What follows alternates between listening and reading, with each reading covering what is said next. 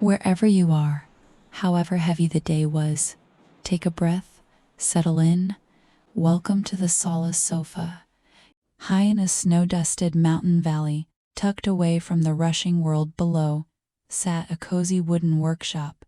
Its windows glowed with warm golden lantern light against the falling snow.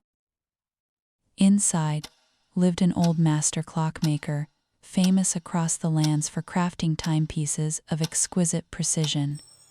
His workshop was filled with the soft, synchronized chorus of steady ticking, wall clocks with brass pendulums, delicate pocket watches with tiny gears, and tall grandfather clocks all kept perfect time. Travelers came from far and wide to buy his clocks, hoping to measure every hour, stay on schedule, and never waste a single second. Yet, sitting on the stone mantelpiece, directly above the crackling hearth, was the clockmaker's most prized creation, a small, ornate brass mantel clock. Unlike every other clock in the room, it was completely silent.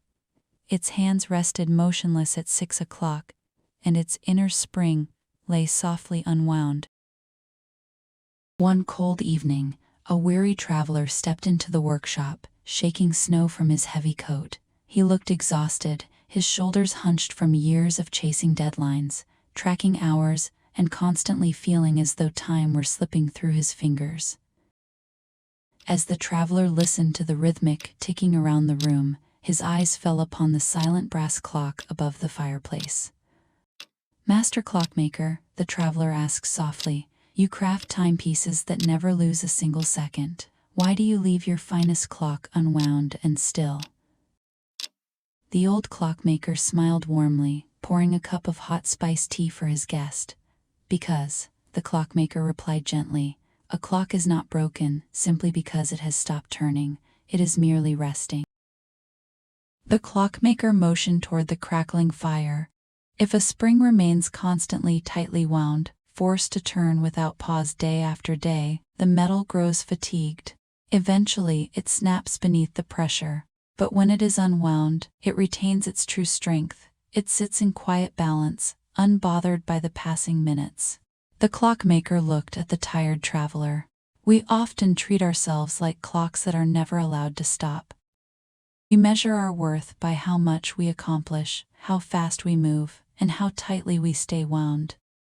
But you were not made to run relentlessly. Unwinding is not a waste of time, it is how you preserve your soul." The traveler sat down in a plush armchair near the fire. He looked back at the silent brass clock. For the first time in as long as he could remember, he stopped checking the hour. He stopped worrying about tomorrow's schedule. He listened to the quiet falling snow outside and felt the tight, overwound spring within his own chest slowly relax, loosening its tension thread by thread.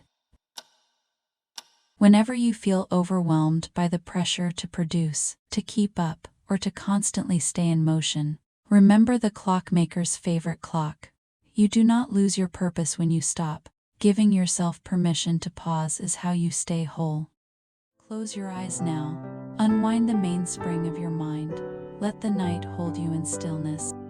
Sleep well, and find your peace on the Solace Sofa.